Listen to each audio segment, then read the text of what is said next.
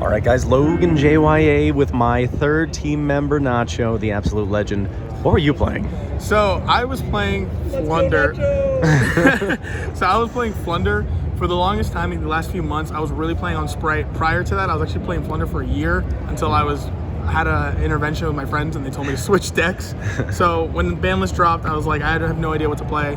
I thought going hard second Flunder would work, and surprisingly it did. I went, personally, after 9 rounds, I went X2. My only 2 losses were to Runic Sprite and Despia, 2 decks that I, looking back on, didn't prepare too much for because I was ready for Kashtira, but I was happy with the way it performed. Will I be taking this to another event? Maybe not, because every hand that I drew just felt like going second just felt like such a gamble, and I don't like that feeling. Right. So, yeah, but not much to talk about Flunder. Just going to tell you some things and then kind of talk about the questionable ratios. First of all, tokens. Oh, yes. Rickroll token, no clue token, because that's how I felt going into this match. So, standard stuff, 3 Rabina, 3 Eaglin, and we played 2 Toucan. I actually really enjoyed this because getting banished off of, when they banish off of the Rizar or the Diabolus, like losing this card actually really hurt.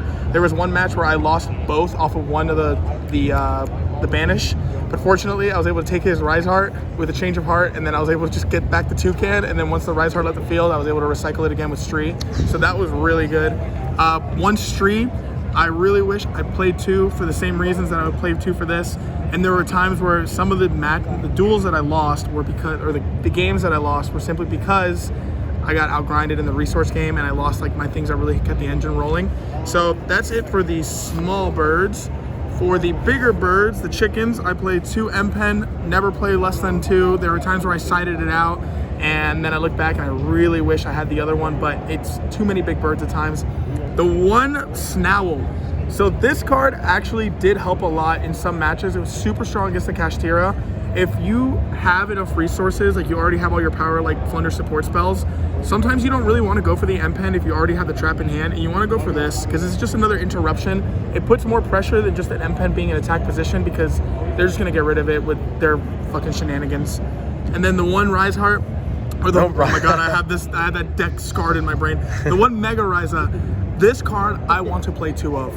There were so many times where I went into this card and I had to not bounce it back to my hand because I needed to break the board, knowing that I could probably go for game that turn.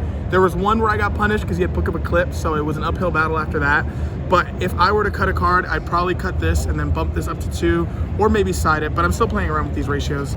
And then your Flunder support spells, we have 3 map, crazy card, a 4th map, Advent, really Winning good. Time. Yeah, winning time. This is really good because I felt like a lot of people were playing Imperm and Valor, surprisingly, so this helped a lot. I don't know why people were playing Valor with fucking a Rise Heart running around, but it still came in clutch. Another card that I really liked was 2 Advent. This card is insane. Just being able to tribute your boards, it makes your Rise Heart, oh my gosh, it makes your Mega Ryza so much more aggressive in the game. It makes your Snowl so much stronger because you can summon up to 3 times. So if you draw into this and they weren't able to out your Snowl, you're going to be able to just tear apart their board by using this with the 3 normal summons that this gives you. Dude, right. Which was very strong. I decided to go with 2 traps instead of 1.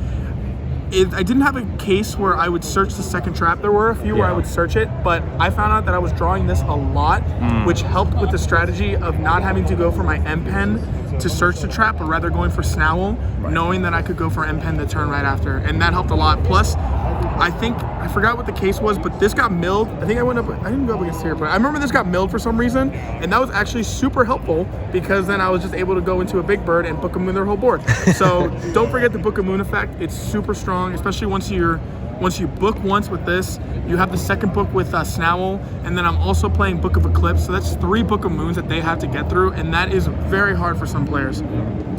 Just to dig deep, because this deck bricks more than any other, just Prosperity, Duality. I see some people that play Extravagance and play all 9. I probably personally wouldn't do that. I really did enjoy just these, and yeah, there were times where you draw off of the Unexplored Winds and you draw into this, but it is what it is. All right, now the cards that we're trying to find with this, We have 3 enemy controller. This card is crazy. Yeah, everybody likes this card today. Really like it. I saw a lot of people playing at this format, so I could see this quickly becoming the card of the format. Just being able to dodge like imperm or anything that's spot removal while you're trying to combo off and also take more of their board. There are times where I would Eaglin or I would Rabina. I'd activate this, get rid of my Rabina, and then on top of that, I would activate this, get rid of my Rabina, and then the result would be that I could take theirs and make my Eaglin want live, and I contribute 2 of their monsters. And then, of course, we have the Book of Eclipse, crazy card. This card works both ways in the sense that you are able to just get rid of your opponent's board, and on top of that, you can dodge hand traps or like imperms or any of that they try to get you with. I use this to also get out of a Gozen. I was waterlocked with my Rabinas, so I had 1 Rabina on field already, and I had 1 in my hand, so I normal summoned it, booked the moon my whole board, and then I was able to go into Eaglin, M-Pen, and start tributing off the board, which was very strong. Change of heart. Yo. I'm gonna send a letter to Konami to bump this up to 2 just for Flu players, because I feel like we deserve it. This card is super strong, just being able to take the Arise Heart, make your own Zeus. I had 1 game where I had my map, I had my trap, I had a bird in hand, so going into Zeus and then just wiping and then setting the 2 and then being able to play in the next turn was super strong. I disrespected 1 player. I top decked this is my 6th card. I bricked, he was able to break my board but not go for game, and then I top decked this. I activated it and I looked at his Zeus and I said, "You got a Zeus or I'm gonna do it for you." And he had no choice but just to wipe his board, which I thought was hilarious. And then 3 evenly. This card, I wanted to dig for it every single time. Looking back, I really want cards that can break the board more, like Raigekis or Dark Holes. That's probably what I'm gonna do in the future, because just being able to go second with Thunder, break their entire board, and then just control it with all your little birds is super, super helpful. So the extra deck, not much to talk about except for 1 thing. My extra deck, I played it like really funny. I have a Relinquished Anima, never came up. I have a Sprint, never came up, obviously.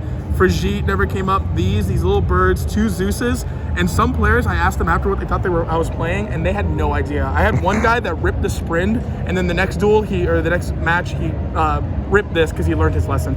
But it was just funny. I asked them like what they thought I was playing, and they're like, "I have no idea. I thought it was like Sprite Tri-Brigade, but I didn't put a gigantic in there, so I probably could have shadowed that a little better." Well, one thing I do want to mention is how I feel like half the time they just don't know what you're playing. One guy said yesterday I was playing Makonko. I saw that against the duel. That was funny. That was actually pretty funny. So one thing you have to take into consideration with these cash tier players is that they'll look at the extra. They might just not know what to make of it. Genuinely, not every player is ready to go into a diverse format. Exactly. And then the last few things. This is just for going first. It helps a lot to protect your spells, because you know that they're going to probably force you to go first, and you just do this.